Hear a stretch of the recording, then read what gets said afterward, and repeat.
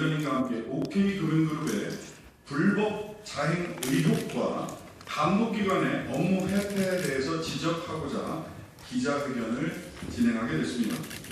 저는 국회 정무위원회 소속으로서 소속 기관에 대한 심각한 직무유기에 대해서 말씀드리도록 하겠습니다. 이미 OK금융그룹에 대해서는 수년 전부터 문제점들이 드러나 있습니다. 그 중에서 핵심적인 부분만 말씀드리자면, 금융당국은 애초에 저축은행을 인수할 수 없는 대부업자에게 저축은행을 함께 운영할 수 있는 자격을 주었습니다.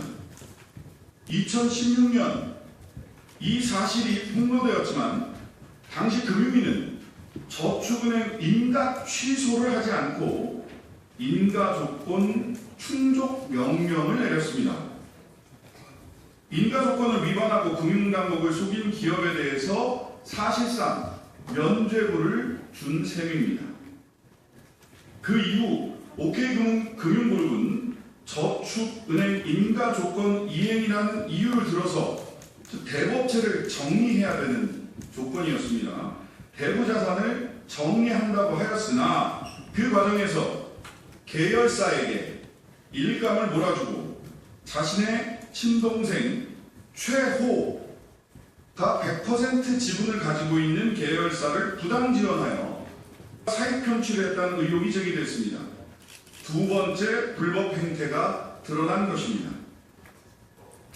그런데 공정위는 이 혐의 사실을 인지하고 23년 작년 6월 조사를 시작했지만 1년이 넘는 지금까지 아무런 조사 결과를 내놓지 않고 있습니다. 문제는 여전히 OK금융그룹 계열사로 대부업체 3곳이 버젓이 공시되어 있다는 것입니다.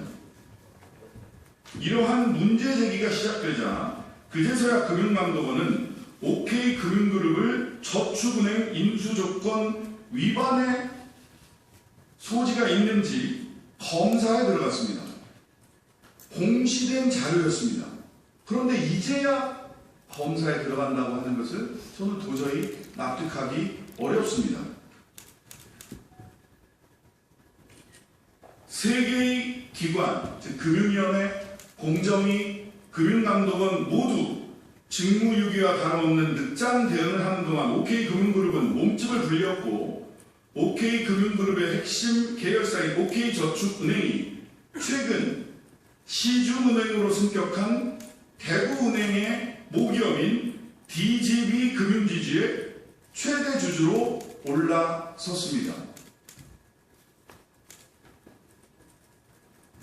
잠깐 설명을 드리면 DGB금융그룹이 대구은행의 대주주고 DGB금융그룹의 대주주는 OK금융그룹입니다.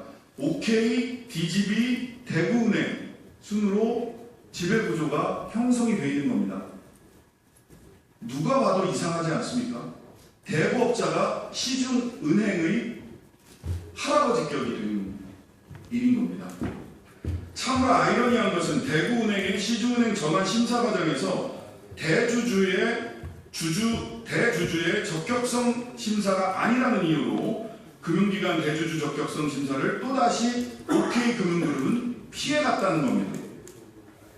공정위는 왜 1년간 조사 결과를 발표하지 않았고 금융위는 왜 제대로 된 심사를 하지 않았으며 금감원은 왜 적기검사를 하지 않은 겁니까? 윤석열 정부가 시중은행의 과점을 깨겠다고 대구은행을 시중은행으로 승격하도록 하는 과정에서 OK금융그룹과 OK저축은행, 일본명 야마모토 준, 최윤과 최호 총수일가에게 특혜를 주려 하는 것이 아닌지 의심을 할 수밖에 없습니다.